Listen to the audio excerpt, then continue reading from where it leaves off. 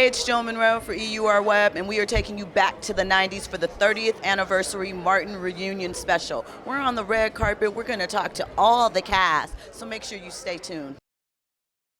30 years later, we're still celebrating you. What do you think it was about that moment that people still love and are attached to? About the Martin moment? Yeah. I think that we just kept it real. And then the stuff, we weren't afraid to go outside the box. And I just think people resonated with that and loved it. And we just had a lot of fun, and you could feel the fun and the energy. Okay, so they're all your children, but what is your favorite episode of Martin? One of my favorite episodes of Martin is the one I wrote, the boxing episode, Thomas Hearns. Yeah. You know, that was one of my favorites because I got to work with Tommy Hearns, and it was a lot of fun running around in the ring with him. And then at the end, when I have to come out and see Gina with the big head all swollen up. You know, you had never seen that on TV. So, you know, that was one of my favorites. And then wrapping up, what about bringing this all back together again was special for you, or that you had forgotten in all of this time coming back together with your cast and living those memories? What was something that you kind of put to the back of your mind that now is remembered? It wasn't nothing that I really didn't put in the back of my mind. I was just happy that we all was able to get back together after all these years. So, you know, everybody doing their own thing, but to see us get back together and be able to reminisce about the show is beautiful. What does it feel like to be celebrating that? It's great. It's great, man. You know, it's a Wednesday. It's a Wednesday, and happens to be my life. Imagine that. So for you, do you have a favorite episode or memory from the show that you could share with us? You know, there's so many. It's so hard to choose from. I just think working with all the different people I grew up watching, from Pam Grier to Dolomite to the hip-hop artists, from Biggie to Outkast to Snoop to Jackie Chan. Like so many people that I didn't idolize, but I was a fan of, that came through, and just those memories alone was enough. So what's the most special thing about coming back together with the complete cast tonight? I think giving the fans and giving the people what they want in terms of a closure on something that was so iconic and that meant so much to so many people, you know what I mean? And for us too, you know, just being able to come together again and be in the same space and place for the first time in 30 years. So, I mean, you're an icon on your own right. You have been in this business, setting standards, being a part of things that are still close to our hearts. What do you think it is about that particular time frame that people still grasp onto and still want to hold on to the shows, the heroes? Oh, good question. I think that there's a authenticity in that genre of talent. We all just wanted to come together and entertain. You know, that was our mission. Of course we wanted to make money, but I think the entertainment industry has shifted into more about the monetary as opposed to the entertainment as it was then. And so I think you feel that.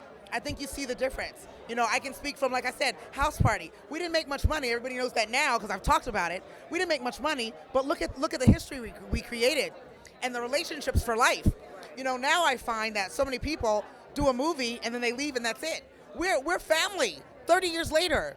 And that doesn't happen lately. So I think the connection is what made everything so special, because it still lives. Can I tell you something? I was an extra in House Party, so I got to see your relationship, all of you guys' relationship on set, Culver Studios. That's where we used to. I was really there. So I love that. I mean, seeing you guys 32 years later, whatever it is, still connected, still really friends, still supporting each other and guiding each other. It is a magical thing, and I see you bringing that realness to this younger generation. I see you on couples therapy. I see you talking and mentoring the people. Talk about your transition into that and why it's important for you to help guide these younger ones in a time that's so different from when you first started out. Well, I'll tell you, you know, it's not even really a transition. It's just living my truth, and the opportunity has happened. You know, as they say, God will, you know, your gifts will make room for you. So still acting, of course, but in that space, I just feel like when you've been in this business for so long and, you value truth and honesty, then it's easy to help other people do the same in a world, thank you, in a world that is saluted for pretending, called Hollywood. And so now we got social media where everybody's pretending to be on the private plane and to do this and do that. And so it's just such a great thing to be able to say, try being your authentic self and see where that gets you. See if your relationship is healthier. See if you're happier. And all I'm doing is living by example. So I'm living my best life, and hopefully everybody's watching. The fact that I got 2 shows from doing that, We love that. you know what I mean? Amen, amen. What did it mean for you come to host this get-together, 30 years of Martin? What were you doing when Martin first dropped? It meant absolutely everything. I was still in school. Me and all my friends and family, we'd sit around and watch every episode, like every episode. You know what I mean? And it just meant everything to come full circle for me to host a show, a reunion show of one of my favorite shows of all time with the cast. Like, that's crazy. So, as a comedian, how did this show shape some of your influences or how you put your show together or how you relate with an audience? I mean, Martin is one of the most incredible physical comedians comedians that we've ever seen, ever. So I definitely had some of that DNA of Martin in my stand-up. Even now when I'm on tour and I'm doing stand-up, I can feel myself doing certain things that's very him, and I'll catch it afterwards, but it's just part of the DNA. You have one of the most classic guest appearances on Martin. Did you miss me? I mean, come on. How? That fish delicious. Listen. So, you were already a part of a classic show on your own. Then you step in with a classic guest appearance. What does it mean to be coming back here celebrating this particular show 30 years later for a role that you probably just thought you were going to breeze through? Well, I knew that me and Martin were going to do well because we both came from D.C. We both moved out here in '86. We lived in the same apartment building twice. You know, he know my family, I know his family. So when we got on camera, it was all natch. It was all natch. You know, I messed his head up a little bit because I went off script. Okay, so you were improving. I bet there's a lot of improv. So how did that go? Oh man, it was. I designed it just for what it's for. He was laughing. He couldn't. If you watch it real close, he's laughing the whole time. The whole time. There you go. Love you, man. Love you. We love seeing these moments. Hey, man. Did you miss me? Come on, did you miss me? How you doing, girl? You good? Good to see you. Come on. I know. I know. What's up, man? He talks just like you too. So what was your favorite episode? Garnell Hill. What is there? Should there be a Yeah, question? there would be 2 episodes. Right, The right. one that I'm in, you know what I mean? Because that was personal for us. You know, we sat outside a comedy club when Spike Lee came to cast a movie, and the owner of the club didn't let us perform. So we were in the parking lot crying because we wanted to get a movie so bad, you know. And isn't it ironic that we both became film stars and television stars?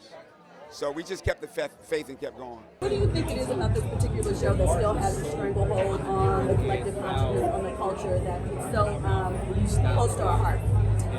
I think it's like one of those things that people know they need.